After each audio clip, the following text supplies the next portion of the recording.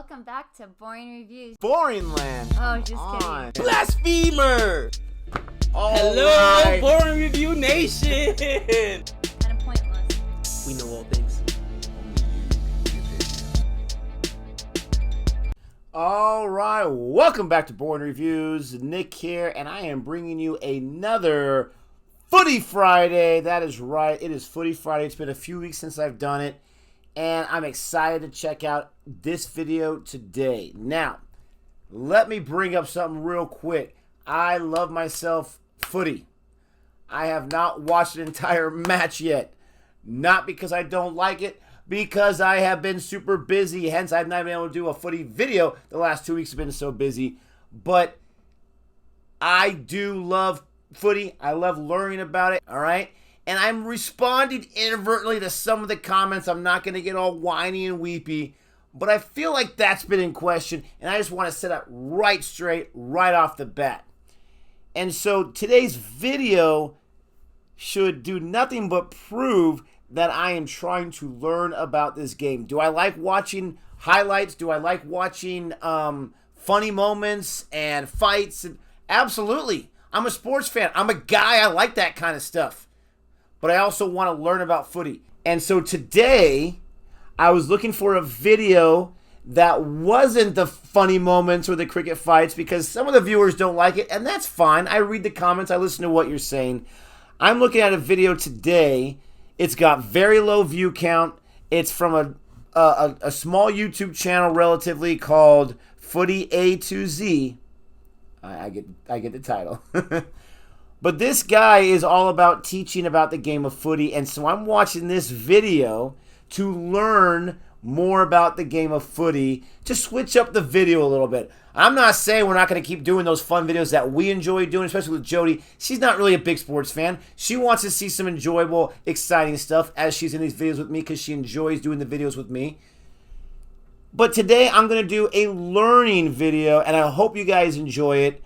I'm looking at zone defenses. Now, when I think of zone defense, I think of basketball, the National Basketball Association, but just a game of basketball, right? Because I know that's not the only basketball in the entire world. And you have your zone defense. It's the alternate to man-to-man defense, if you will. You have your zones that you're staying in there. Phil Jackson was all about the triangle, all about that triangle. You get that zone defense in there, and so that you can limit certain type of offenses. Doesn't work for every single offense, doesn't work for every single defense if you want to put it into your system, but that's what I think of when I think of a zone defense. And when I look at a little bit of information, it says right here, as far as AFL is concerned, the zone defense tactic, borrowed from basketball, there you go, introduced into Aussie rules in the late 1980s by Robert Walls and revolutionized the game. It was used most effectively by the Essendon Football Club coach Kevin Sheedy. So it gives a little more information about that, but I'm going to save that for the video because hopefully the video is going to go over that. But at the bottom, it does say another kicking technique is the huddle, often used before the zone, which involves all the players from the non-kicking team huddling together and then breaking into different directions. That reminds me of the NFL. They huddle before every play, offense or defense, to figure out what they're doing. Or sometimes they'll do the no huddle, but they'll know what the play is by the signs that they're going to give. So I'm going to watch this video, AFL Explained Zone Defenses, and hopefully I'm going to learn something about it. And I know you're going to tell me more in the comments that this video does not share. Please, please, please, if you are new to my channel, I've done several footy videos. Go ahead and check those out. If you like what you see, go ahead and hit that subscribe button. I really appreciate it. Go ahead and let me know that you subscribe in the comment section so I know who's subscribing from the AFL videos. Like the video if you like it. And I got a lot of people asking about making their mark. Why haven't you watched it? Why haven't you watched it? Because there wasn't a lot of interest when I reacted to the trailer. If you have interest, comment below that you want me to watch it and review it, and I will do that. Not going to do episode by episode, but let me know if you want me to review the entire series, the entire season, and I will check it out if there's enough interest. But that's why I haven't done it yet. A lot of people keep asking about that. I'm going to go ahead and check this out right now. Welcome to the first video in our AFL Explained series. In this playlist, we'll break down key facets of the game, helping you transition from a casual footy fan to the resident expert of your friends or office. Well, I'll definitely be an expert in my office. We break down what a zone defense is. All right, let's break it A down, zone brother. refers to each player protecting a zone or section of the field, rather than playing on a direct opponent. This is executed by a series of grids formed by the defensive team.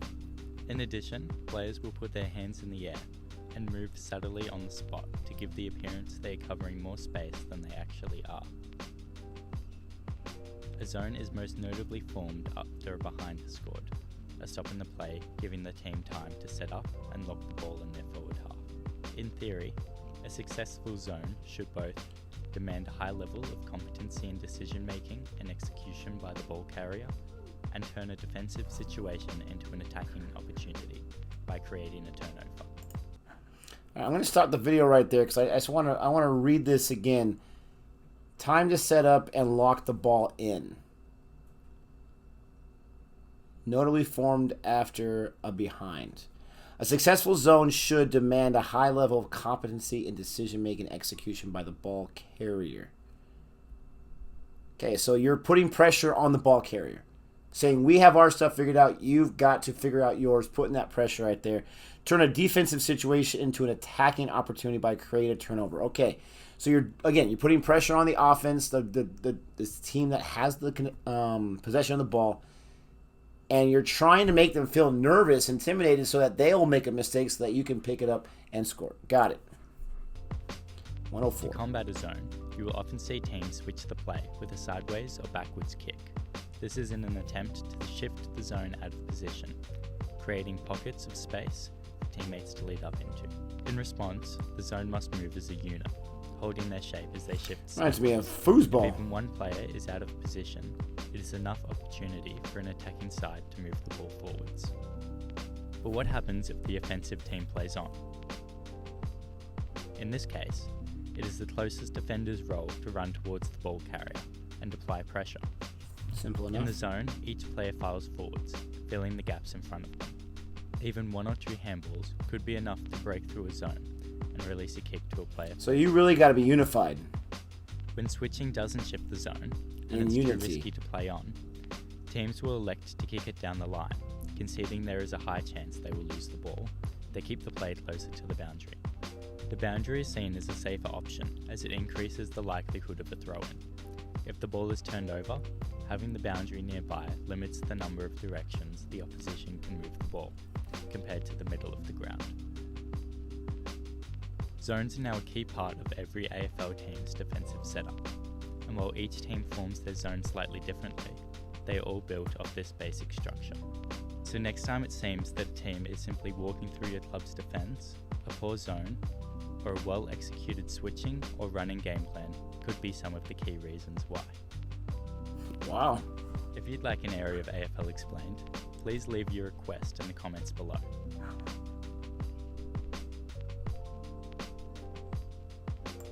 Zachary Barujas. Great job, Mr. Zachary and Andreas there. Good job. I learned a lot actually in that 3-minute video about zone defenses. Again, similarly to basketball defense, I'm not a basketball expert. I'm not going to claim to be. But the most I got out of that is how everyone, those 12 guys in that zone defense right there, they've got to be unified wherever they go. This guy goes, this guy's got to move with it. So they got to be like synchronized swimmers almost, where you've got to know the other person's going to go so you can keep that padding there. Not too much padding, but keep that close padding so you have a little bit there, but you don't allow those easy kicks or that person to penetrate that defense. Makes a lot of sense. At first, I was kind of confused, so that's why I paused and want to read it. But it makes a lot of sense. Put pressure on the offense. And is it just as much as one guy not following along with the rest of the team, and that's what opens that up? Is it just some teams try this and they're not able to do it as well? That first guy from Essendon, what was his name that they said? Kevin Sheedy. Was he just a master at this, and wherever teams picked him up to try to get him to instill that into theirs? In the NFL, the 85 Bears, I'm going to hate myself if it's not. I think it's 85 Bears, Mike Ditka and all them. They instilled, the defensive coordinator instilled the 4-6 defense, and that was just suffocating. You left the back of the field where the secondary is at completely open pretty much. There's one guy back there. but you had 10 guys right there just suffocating the running team and all that kind of stuff. And teams weren't ready for it, and they weren't able to handle it, and that defense was just suffocating. It's almost kind of like that. If you have the right guy to put that in place and the right personnel, then you could really do some damage. But if you don't have the right guy to put in place or you don't have the right personnel, it's not going to work as effectively as maybe it would in a different team. That's interesting. I'm curious, how many teams in the AFL incorporate the zone defense?